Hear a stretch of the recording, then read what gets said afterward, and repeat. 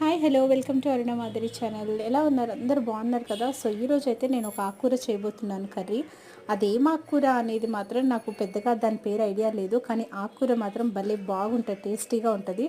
So ఆకుకూరలు అంటే ఏదైనా సరే బాగుంటుంది కదా. అందులో కొంచెం తాలింపు మంచిగా ఎల్లుల్లిపాయలు ఎండుమిరపకాయలు వేసుకుని తాలింపు వేసుకుంటే అయితే ఇంకా సూపర్గా ఉంటుంది.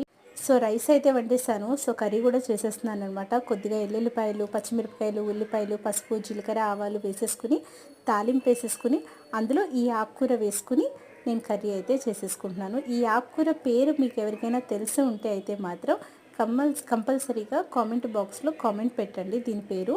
సో చూస్తున్నారు కదా, జస్ట్ ఆయిల్ ఉల్లిపాయల్లో ఫ్రై చేస్తున్నాను. చాలా బాగుంటుంది. చపాతీలో కానీ రైస్లో కానీ దేనికైనా సరే చాలా బాగుంటుంది టేస్ట్. మీకు నా వీడియోస్ కనుక నచ్చినట్లయితే లైక్ చేయండి, షేర్ చేయండి, ఇంకా సబ్స్క్రైబ్ చేసుకోండి. కామెంట్ బాక్స్లో కామెంట్ పెట్టడం మాత్రం మర్చిపోకండి.